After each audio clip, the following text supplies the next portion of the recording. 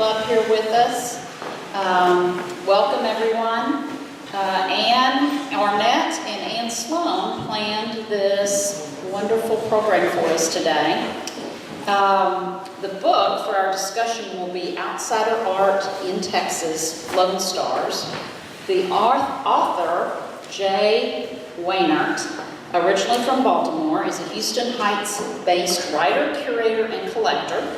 He collects outsider art, which, as I understand it, is created by self-taught artists who are creating their art on the far periphery of the conventional art world, many times living very secluded, solitary, and isolated lives. Mr. Wehnert's book focuses on 11 Texas outsider artists, some born as early as 1830 and as recently as the 1950s. We are also very pleased to have journalist Amy Evans here to interview Mr. Wehnert. Amy Evans is an award-winning artist, writer, and documentarian based here in Houston.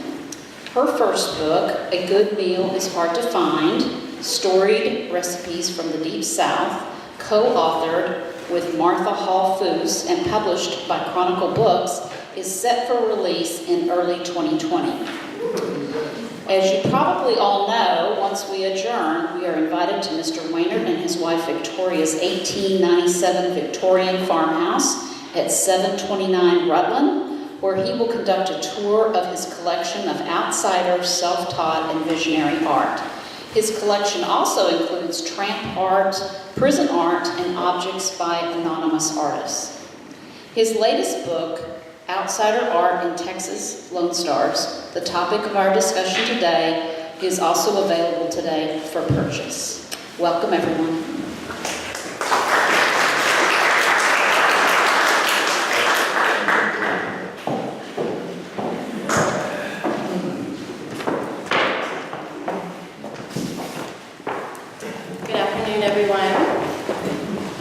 Good afternoon, everyone.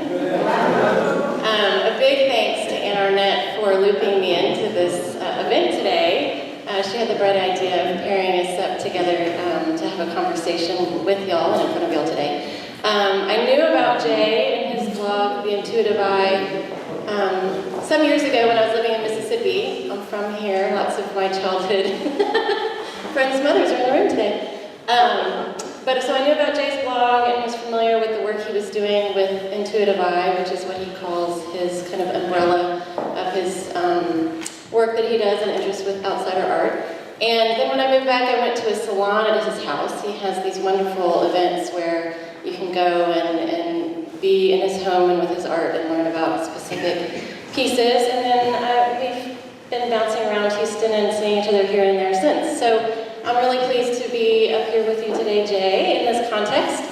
And we're just going to have a little conversation about his interests and his background, and then, of course, the book and some of the work that's here with us today that Jay was nice enough to bring here with him. So I attended one of Jay's lectures in support of the book Outsider Art in Texas at the Manila Collection back in December, and one of the things he said at that event has stuck with me, and I think it's a great kind of general thought to kind of carry with us as we have this conversation here today, and that is that unexpected art in unexpected places by unexpected people is what he's interested in and looks for and enjoys, and I do as well. So there are lots of other things about that presentation that I enjoyed and definitely wanted to kind of highlight here today with Jay. But first, I'm going to invite Jay to give kind of the more academic explanation of what outsider art is and kind of the premise that is the kind of the cornerstone of his book and kind of sets off the conversation about Texas outsider art specifically. Yeah. Thanks, Amy, and thanks to Ann Sloan and Ann Arnett for bringing this together and providing me with this great opportunity to talk with you all and to talk with Amy, which is a real treat for me. And not to begin by being too dry and academic, but I thought I would take a few moments just to talk about some of the underpinnings of the term outsider art, to give you all a basis for what my thinking about that is.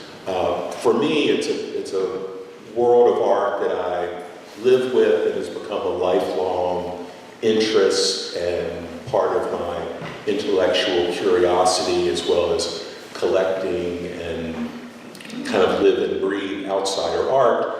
But I've also come to realize that for many people, it's a very new idea and a new concept of what this area of art can be. So my brief kind of elevator pitch speech about outsider art, a little bit of history in that the term and the idea, the concept of outsider art had its strongest underpinnings back in the 30s and 40s, beginning with the French sculptor and artist Jean Dubuffet, who, as part of the French avant-garde at that time, working within the surrealist movement, were railing against the conventions, the institutions of the dominant art culture that he thought of as being based on ambition, on affluence, on patronage, on the influence of the art institutions in art culture and the canon of art. So Dubuffet set out to find art that was independent of that. The surrealists, in their way, were trying to do that by delving deep into the individual unconscious to be the source and the motivation of their art, as opposed to art that was influenced by all these factors outside of them. And so that's really what Dubuffet was looking for. And his search for those artists and that art took him to mental asylums throughout Western Europe, France and Switzerland particularly, where he was exposed to people making art in the solitude and the isolation and the severe confines of early 20th century mental institutions. He found artists who were unbound by any of these conventions that he was railing against, and thought he had found this pure, more authentic, more genuine form of creativity. He called that art, art brut, or raw art, art that was uncooked, as he said, by the conventions that he was protesting against. These ideas were very, all of Dubuffet's speeches and publications were in French. It was very much a European-based movement in a way. And it wasn't until the 1970s when the English critic and art historian Roger Cardinal was writing his book that he intended to call Art Brut. It was his exploration of what Dubuffet's Art Brut ideas were about for an English-speaking audience.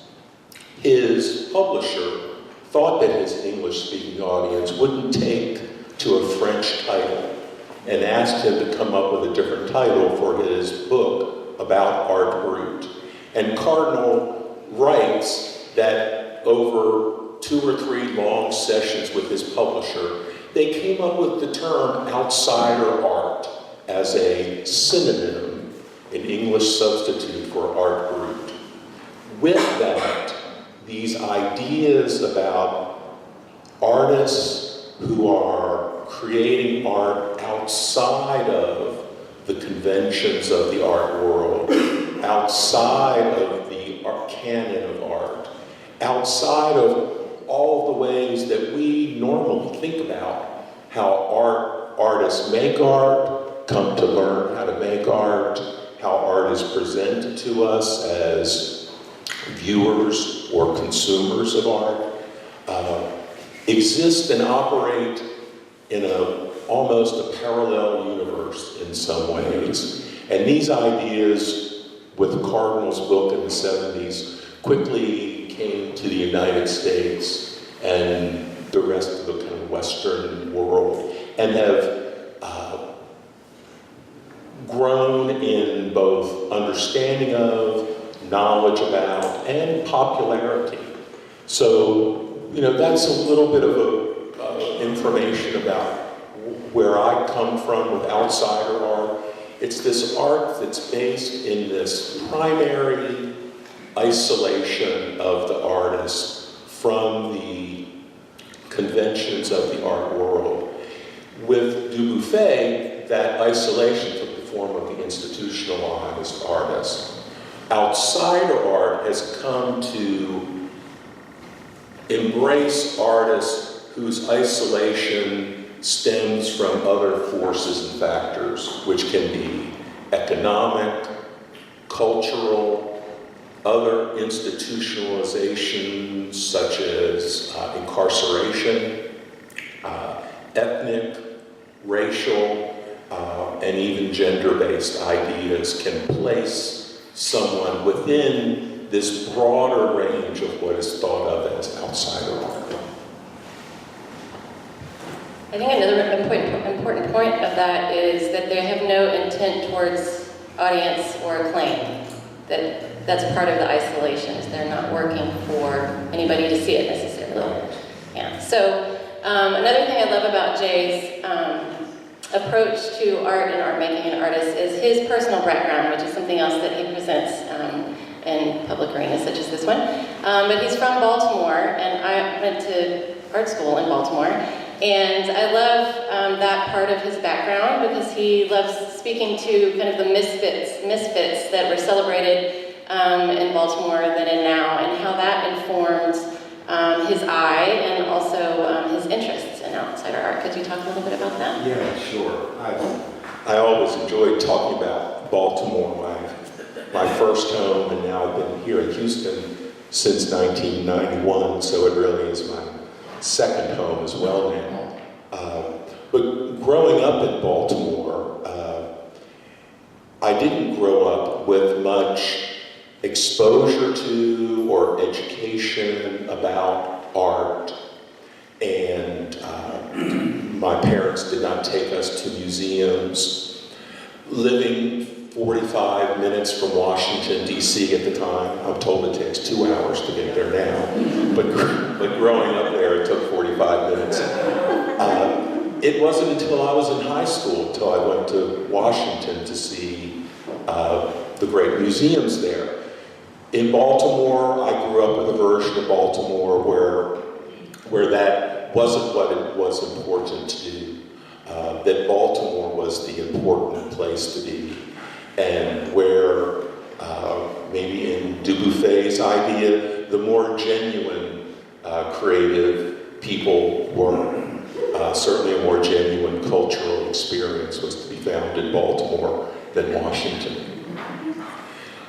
But I did grow up within a cultural milieu of Baltimore that I've come to recognize was very influential for me.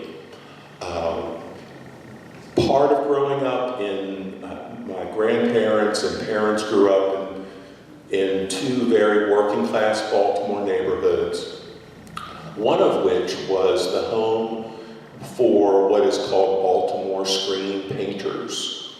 These were neighborhoods where people had their outward-facing screen windows of their row houses painted by itinerant painters. So with bucolic country scenes, I should have brought one today with me. I thought of it, but we'll see it when we get home. But I grew up going to my grandparents' and parents' home where you could walk down the row house streets and see art on people's houses, on their painted screen windows. And I came to learn that these painted screens were done by itinerant, self-taught painters. And there they were within, just easily accessible to you as you walked down the street. back to the other idea, you didn't have to go to a museum to see art. You could walk down the sidewalk in Baltimore. Another seminal influence in my Baltimore upbringing was John Waters, our native son filmmaker. I've come to look back on how remarkable it was to have the experience of growing up in a city that embraced such a transgressive person as John. And also that John Waters' heroine in many of his early films, Divine, was a transgender cultural touchstone for Baltimore in the 70s. Very much, ahead of 40, now almost 50 years ahead of his time. But this was the Baltimore that I grew up in. And I think it really sensitized me to this idea of the embracing of, the celebrating of, the misfit, the unconventional creator, like with the screen paintings, the finding unexpected art in unexpected places. And so with Baltimore kind of priming me for that, when I was then exposed to outsider art, having not had that experience of being steeped in fine art or the cultural institutions of art myself, it resonated with me. At that time, I thought, well, I get it, because as I look back on it, Baltimore had prepared me for it in some ways. I like too how, when we're talking about, for example, some of the works that we have here from your collection, because you also talk about the importance of the connections with the artists and the personalities of the people that you're interacting with as you collect. And real quickly, not to stay in Baltimore, but to speak to the Baltimore Glassman and that personal interaction that you had early on. Yeah. Around that time that I was first introduced to outsider art, which was in the early 80s, 84, 85, that was a time when outsider art was just beginning to have its first surgence, a little bit of a resurgence in popularity. It was being written about. There were beginnings of appreciation, particularly among artists that were living and working throughout the South. And so there was a bit of outsider art in the popular media. And also my initial connection, another one of my initial connections to outsider art was through the music that I was interested in. I did come into my young adulthood without much interest in the visual arts, but a keen interest in music. And so when bands that I was listening to, such as Talking Heads and R.E.M., were using outsider artists on their record covers, and I thought, well, this must be something that's interesting, and I started learning more, again around 85. And it was around that time that I saw a small article in the paper about an artist who was called the Baltimore Glassman. This vagabond, according to this article, a vagabond artist who worked on the street, creating works out of broken glass and salvaged boards. And I thought, well, that sounds like one of these outsider artists that I've been hearing about. And one day, not long after that, Victoria and I were driving and looked out of our car window, and there, just as Paul Darmafal, as we came to learn his name, would have wanted us, his sparkling glass works caught our eye, and we said, that's him. That's the guy we just read about a couple of weeks ago. Did a U-turn and stopped and met Paul Darmafal who was known again as the Baltimore Glass Man. You'll see works by him when you visit the house. But again, right at this time, it was such a pivotal experience, because for the next 5 or 6 years, we got to know Paul Darnafal as a living, working artist, and a genuine and very complete version of an outsider artist. So much to the extent that Paul did not even consider himself an artist, or that what he was creating was art. He thought of himself as a sign painter, and that what he was making were signs. And his only, or his key interest was whether you got his message of these enigmatic, often obtuse signs that he was making.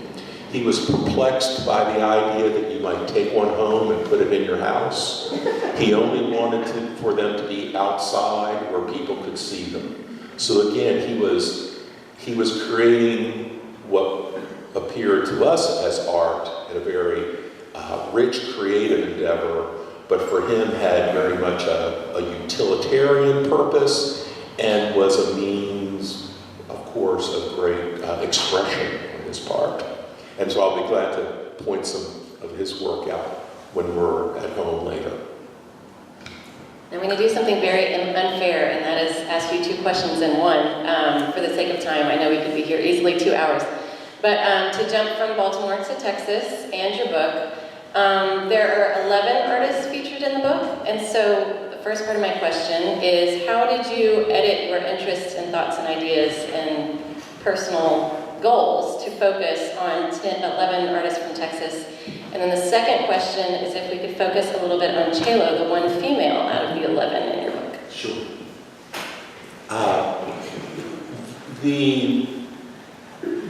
My focus on Texas art and Texas outsider artists, I have to, and the writing of the book came through the invitation from Texas A&M Press to write the book in some ways. I owe them so much. Tom Lemons, their senior editor, for the invitation to write this book. And Texas A&M Press, being Texas A&M Press, was interested in a Texas Central book, which I was only more than happy to write. I had been thinking about and writing about a number of these artists, as Amy mentioned, on my blog, on my website, writing more short-form articles and writing some things for exhibition catalogs that included some of these artists.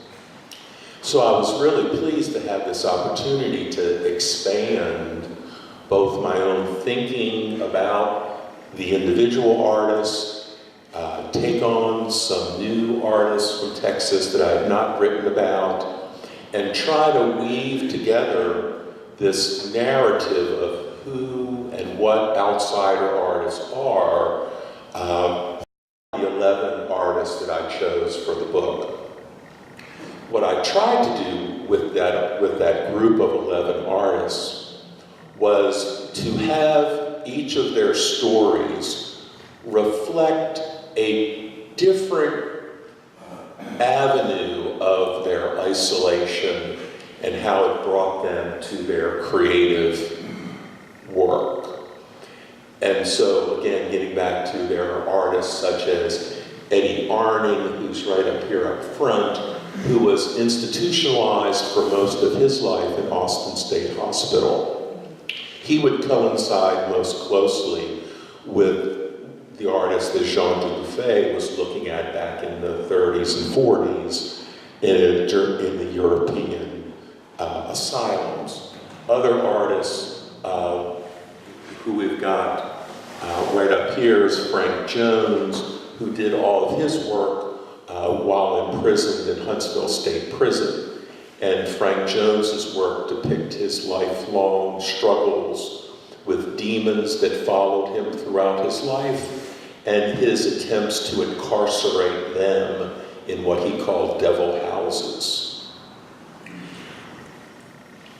The choosing of the artists, though, was not solely based on their story. And that's one of the points that I wanted to be sure to make about outsider art and outsider artists. It's that while the stories are important because they inform how we think about them as artists as compared to more academically trained or historical canon artists, their art has to be exceptional. And that was the primary driving force behind choosing any of the 11 artists, is that their art was, for me, transcendent and deep and complex in the ways that the best art is. And so I extended those qualities of what attracts me to any art in choosing and thinking about what artists to present in the book. One of those artists, Chelo Abiskua, whose work is this little fine drawing in the middle easel over here. Chelo arrived with her family from Acuña, Mexico, in the early 1900s. They immigrated across the Rio Grande and settled in Del Rio. She was one of two sisters, neither of whom married. In my thinking about Chelo as an artist, I focused very much on my thinking about the border region of Texas and Mexico, and how so many writers have thought about that border region as a place unto itself, that it's neither Mexico nor the United States, but imbued with qualities that are all of its own. And this idea that the people living there are in this liminal place of neither here nor there, isolated in a way. And Chelo and her work certainly expressed many of those ideas.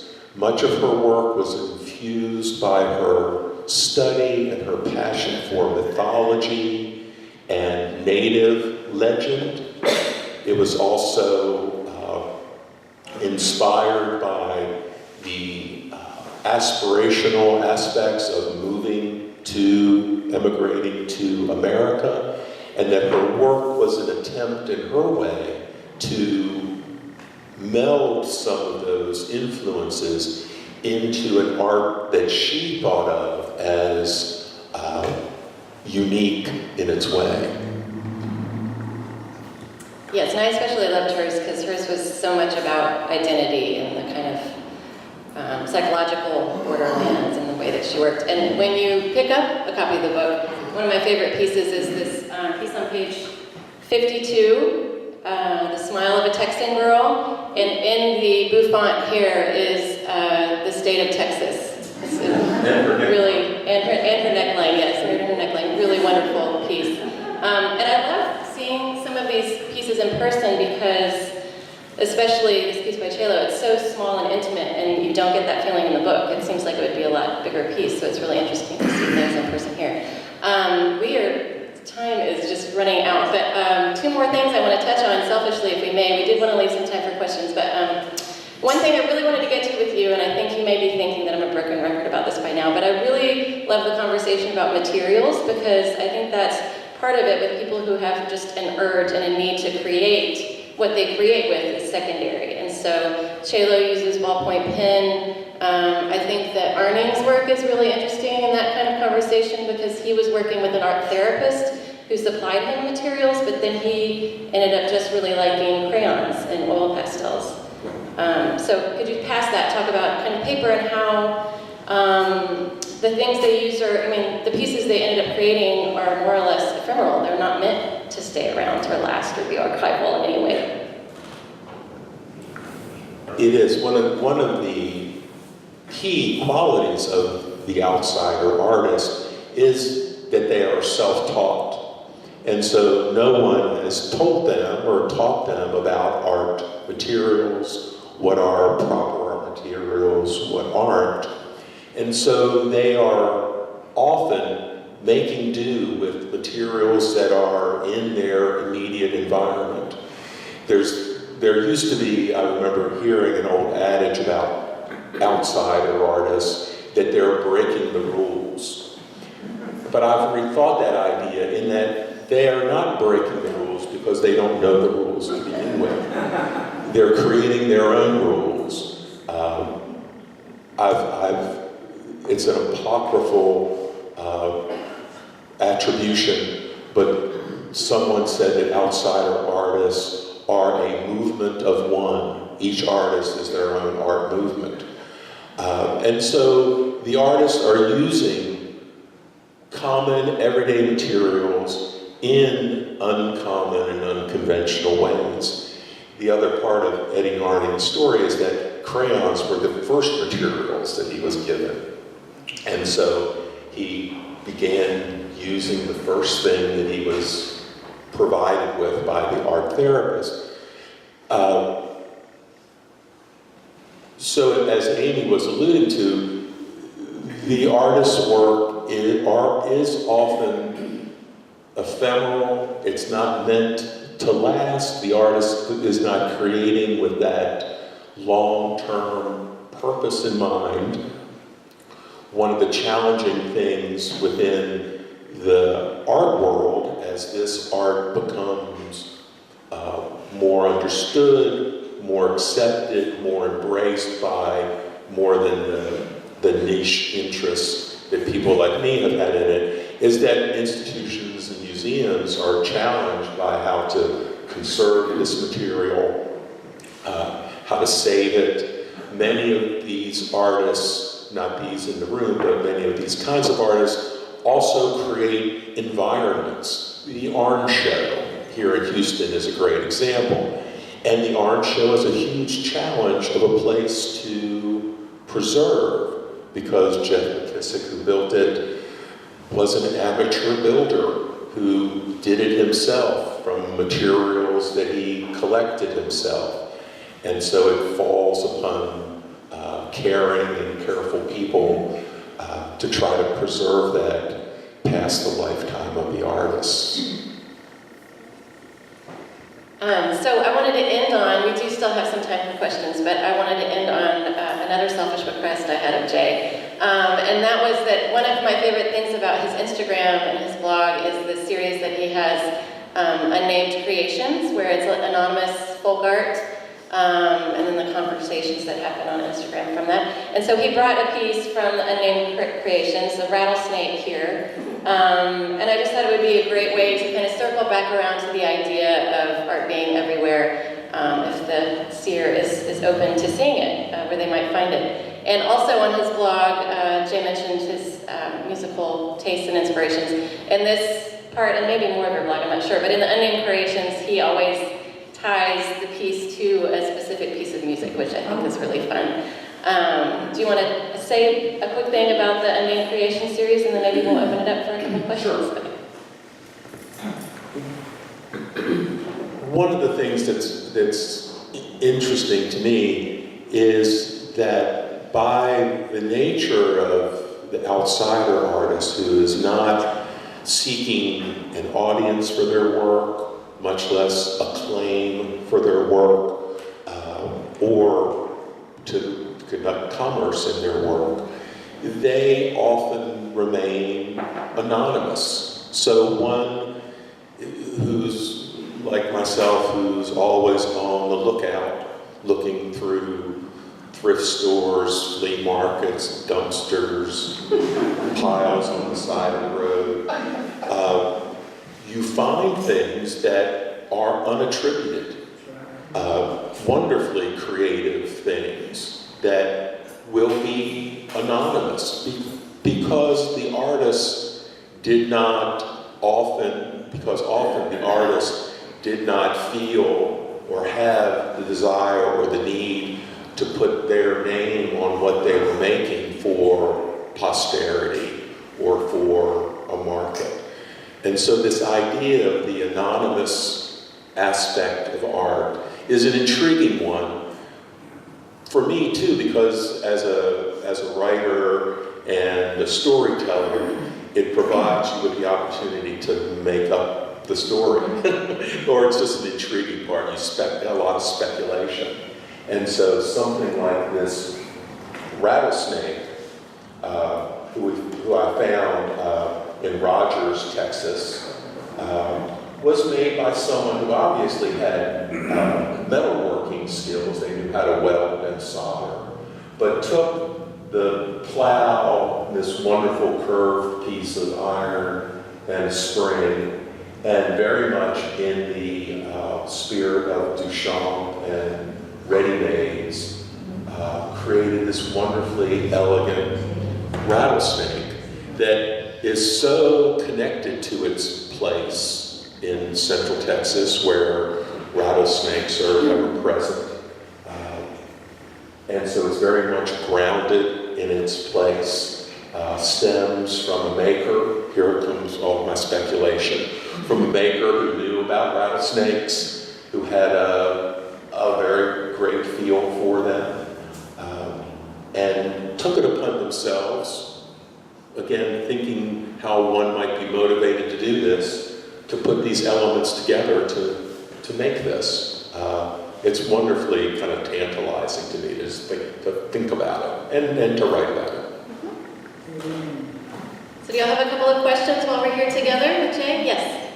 So I can understand you're finding stuff around the road and in dumpsters and all that stuff, but how do you find a man in prison or a man in an institution? How do you find their art?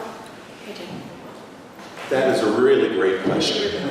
Paraphrase it? Yeah, it really is a great question about how is this art found? And it very often, almost always, involves a discovery story. Someone finds it, someone who's attuned to it.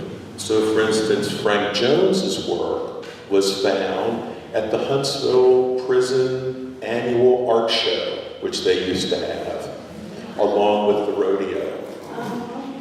And the great part of the story is that Frank Jones's work was entered in the art show, the first art show in 1969, I believe. It was entered as a joke by one of the guards.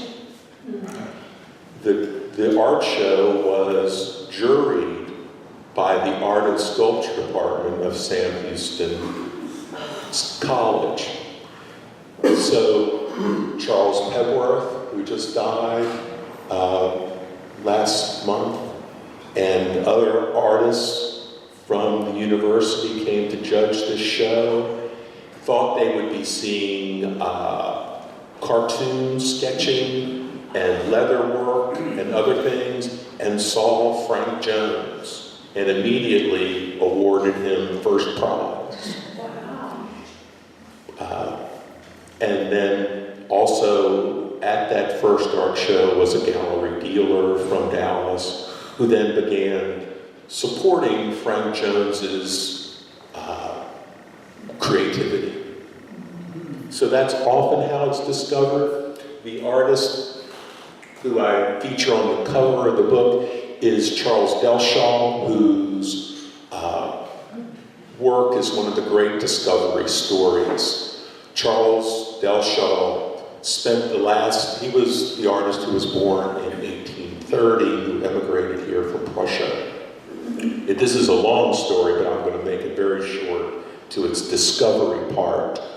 Charles Delshaw spent the last 2 decades of his life creating in complete seclusion in his home a 14-volume epic opus of his participation in a secret society of men who were creating lighter-than-air flying machines. And Delshaw was their draftsman.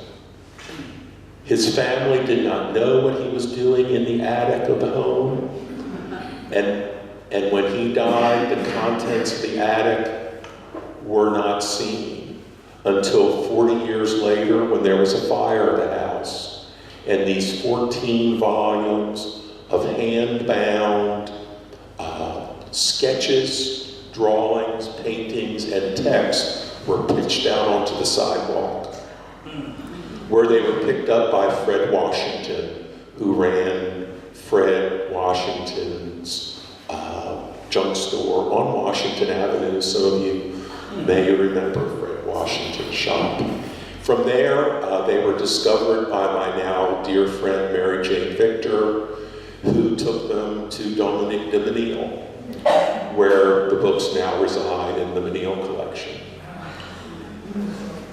A discovery story. And there's a discovery story connected with all of these artists. That's a great question.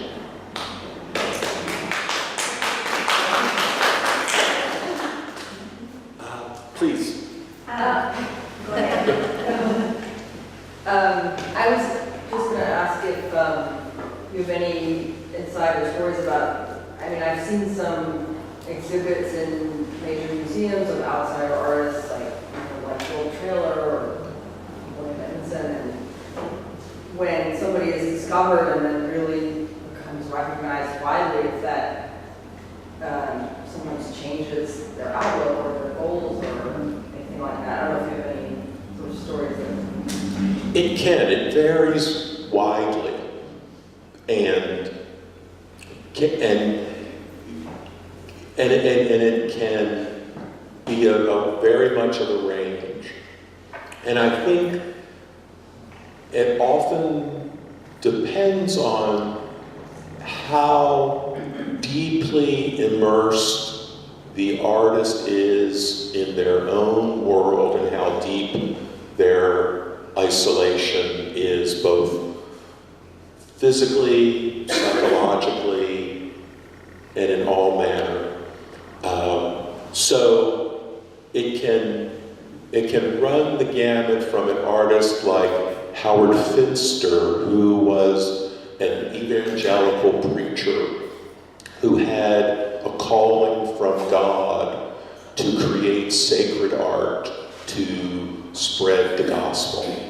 And Howard built a monumental environment around his home that was called Paradise Garden, and began creating gospels in art.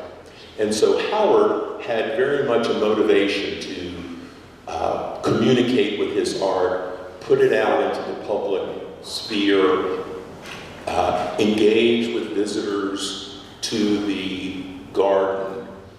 And over the years, he began to mass produce his work. He engaged his children and their children in a big, almost workshop, which has its traditions back in art history, of course, artists and workshops. But in many ways, in terms of the connoisseurship of Howard Finster's art, people like his old work more than the new work where a family was participating and he was doing things over and over. So some people might have the opinion that Howard's renown, his popularity, his development of a market for his work diluted some of its quality and had negative effects. Whereas other artists are seemingly immune to that. And then the other part of the story is when that fame comes posthumously, like it did with Bill Traylor and William Edmondson, who did not know of the fame and appreciation that their work would engender.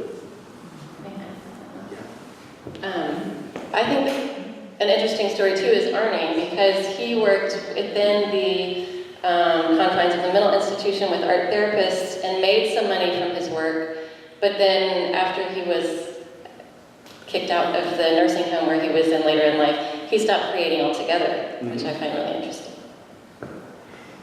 Yeah, and for Arning too, somehow his art provided him with a context for relating to people after having spent most of his adult life in Austin State Hospital in the first half of the 20th century, which must have been a harsh and difficult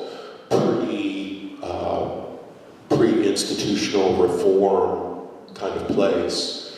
And so Eddie Arning, proving himself to be a very resilient person, I think, found himself taken out of the institution into more of a halfway house situation where he started creating art and people started relating to him as an artist. And he with them in some ways. And then when he was subsequently removed from that situation to live with his sister, he stopped making art. He said that he thought it was too hard to do. So he could easily, as compelling as his, again, getting back to his, a little bit more of his appreciation of what he was doing, as easily as he seemingly took it up after a lifetime of institutionalization, he almost just as easily stopped when circumstances changed. I heard a question about Yes. I'd like to pick up on your word folk art and ask you how does one differentiate between folk art, primitive art, and outsider art, if one does? Oh, that's my next book. Well, you can dedicate to me. No, I can try to answer that very briefly because it does touch upon these ideas of terminology. And, yeah, okay. What I think about is that previously the words folk art were thought of as art that was created by just folks. That they didn't have academic training, but they weren't part of the mainstream institutional conventional art world. And that's true. And so when these artists started to emerge and appreciation of them started to emerge, there was conversation about them as being folk artists because they had those kinds of qualities too. But I've come to think that folk art has more traditional qualities. It has much more of sometimes an intergenerational quality.